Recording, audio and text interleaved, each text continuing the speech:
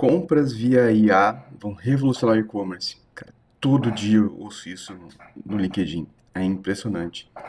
E o mais engraçado é que quase todo mundo que fala isso não entende, não trabalha exatamente com e-commerce. Por que que isso fica claro, na verdade, na forma com que eles afirmam? Eles são pessoas que conhecem de tecnologia, investimentos e biriri para um monte de coisa. Mas e-commerce não. Por que fica claro que não entende?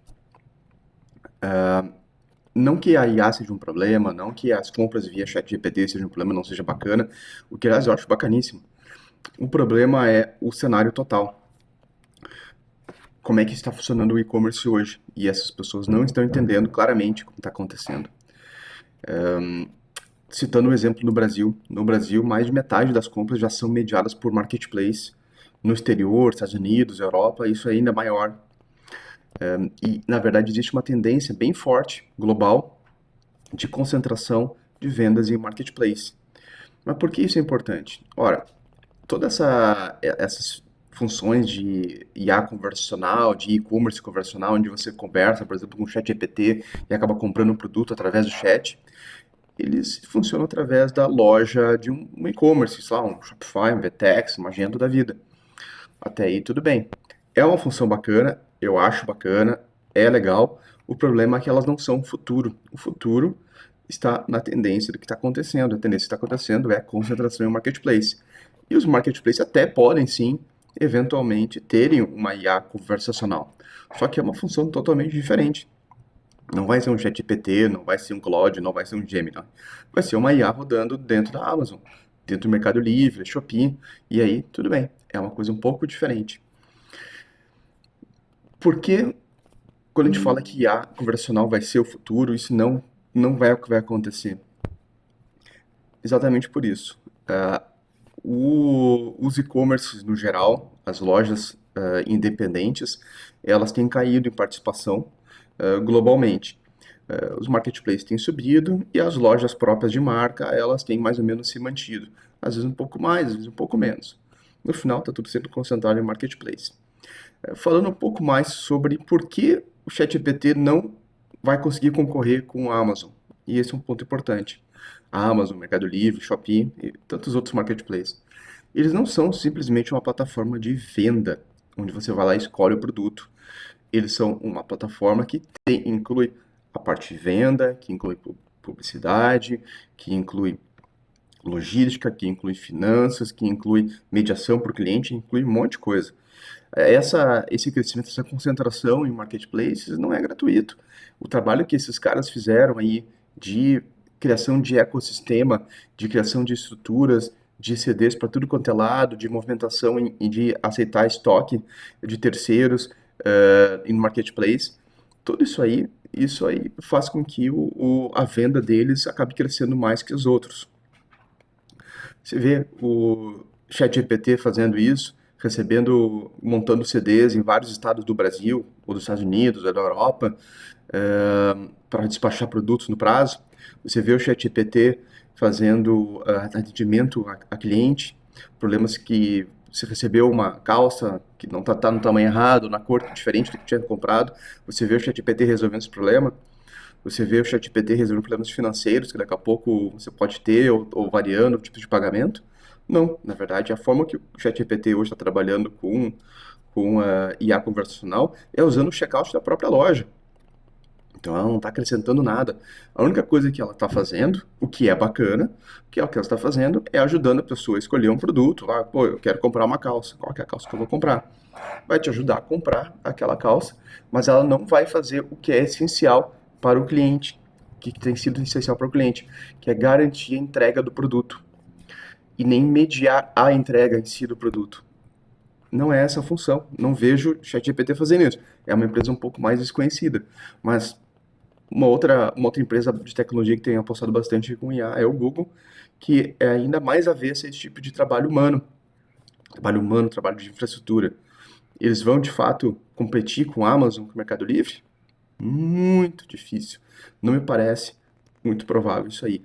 E aliás, falando sobre Google e sobre Meta, que é uma outra empresa que trabalha bastante com IA, é importante a gente lembrar que boa parte das fraudes de e-commerce hoje passam pelas redes de publicidade de Google e de Meta. Por que que é importante lembrar disso? Porque esse é um dos motivos que faz com que as pessoas comprem mais em marketplace.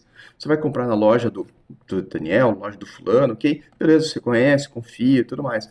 Mas às vezes você vai entrar, vai achar que é a loja do Daniel, mas não é. É alguém, é um clone, alguém que roubou aquela marca, que tá fazendo uma promoção fake. Pode ser N coisas, pode ser de fato que a loja do Daniel seja golpista, ou seja uma operação ruim, que demore para entregar, ou que não tenha o produto, ou que demore para reembolsar, pode ser mil coisas. Via Marketplace, o consumidor já tem mais segurança disso aí. Ah, posto isso, só para explicar por que IA não é uma revolução do e-commerce. É bem legal, mas não é uma revolução. Eu acho que é um incremento bacana, tá? Para quem quer trabalhar com isso, para quem principalmente que trabalha com produtos que são mais difíceis de escolher, eu acho que é bem legal, principalmente moda, alguns tipos de cosméticos, ferramentas, bem legal, bem bacana mesmo, vale a pena experimentar. Uh, a IA tem N usos que geram ganho incremental dentro de e-commerce. E esse tipo de compra via chat, via conversa, na verdade já é uma função até, não vou dizer antiga, porque ela ainda é bacana, que você pode encontrar aí algumas ferramentas de chat, de chatbot. Você consegue, através do chatbot, ou via Messenger, ou via chat do site, ou via WhatsApp, fazer uma compra diretamente, totalmente através do chatbot, inclusive com os dados de pagamento. Qual que é a diferença disso para o ChatGPT? Cara, nenhuma. Ambos vão cobrar alguma coisa, vão cobrar uma comissão, algum tipo de FII, ambos vão ter seus limites. O ChatGPT pode ser muito legal, porque o ChatGPT também tem tráfego, ok, muito legal. Mas é importante a gente lembrar que isso não é uma mudança radical de como é feito o e-commerce. O e-commerce ainda continua o que é, quando eu falo de e-commerce de plataforma independente. Ainda é um catálogo com lista de produto, com página de produto, com checkout, com entrega, com mais um monte de coisa. Isso ainda é necessário, inclusive, quando você vende via ChatGPT. Por quê? Como é que o ChatGPT vai calcular o frete? Ele vai precisar que você forneça os dados de frete. Como é que ele vai ver a questão de pagamento, de parcela, de desconto, de cupom? Ele vai precisar que você forneça isso tudo para ele. Isso vai estar num feed ou num dado estruturado que vai ter que estar lá disponível para o ChatGPT. Muito parecido, aliás, como é feito já há muitos anos com o Google Shop. É bem legal, mas não é uma mudança radical, não é uma revolução. É uma evolução, é outro formato. Que, aliás, vale lembrar que esse chatbot ChatGPT, em alguns casos, ou como onera mais a estrutura da plataforma, a plataforma pode cobrar mais por isso. Inclusive o Shopify já instituiu que vai cobrar um FII além sobre as vendas feitas via ChatGPT, além do que o ChatGPT talvez cobre do comerciante. Ou seja, essa revolução mágica tem um preço, mais um percentual das vendas da loja que vai ir para intermediários. Ok, falando sobre o que é bacana, além do chatbot, além da conversão adicional, é importante lembrar que um benefício que a IA trouxe para o e-commerce, que é muito legal, é a parte de geração de conteúdo, geração de textos, de descrições melhores, de imagens, de vídeos. Você consegue, por exemplo, ter uma peça de roupa e você não precisa mais ter uma sessão de fotos com o modelo daquelas peças de roupa. Você consegue fazer uma sessão virtual colocando aquela peça de roupa nos seus modelos favoritos. Resolvido. Então, é um custo que era bem alto, custo e tempo que era bem alto, acaba sendo reduzido bastante através de uso de IA generativa, o que é bem legal. O outro uso bem legal de IA no e-commerce é a parte de análise de dados. Você consegue conectar as suas fontes de dados e fazer, por exemplo, seus gráficos e tudo mais através dali. Qual que é a vantagem? Hoje, por exemplo, se você está num Looker Studio conectado com o seu e-commerce, com o GA, com isso, aquilo, com meta e tal, você tem que fazer o gráfico, você tem que fazer a tabela, e às vezes aquela tabela ali não vai responder exatamente a sua pergunta. E a análise de dados é responder perguntas.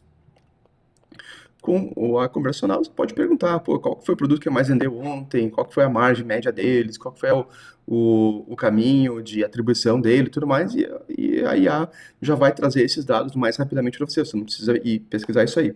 Então, eu acho bem legal. Outra vantagem que eu achei bem bacana de IA dentro de e-commerce é na parte da gestão, onde você pode fazer gestão da sua ferramenta, do seu plataforma de e-commerce, usando uma IA conversacional. Ao invés de você ter que, por exemplo, saber onde é que você vai trocar o banner daquele jeito e tal, você pode tanto perguntar para a IA, que te indica o lugar, ou você pode mandar para a IA. IA, por favor, coloque esse banner aqui na página tal, no rodapé, na segunda posição. Isso algumas plataformas já estão fazendo, o que é bem legal também. Ela reduz bastante a curva de aprendizado para o uso do e-commerce, ou seja, se a sua operação ficar mais fácil. Isso é bacana, é uma redução de custo, uma redução de tempo para efetuar a operação da loja. Bom, esse aqui é falando sobre IA. O principal assunto era essa questão de IA conversacional. O que você acha? Concorda com o que eu estou falando? Acha bobagem? Comenta aí.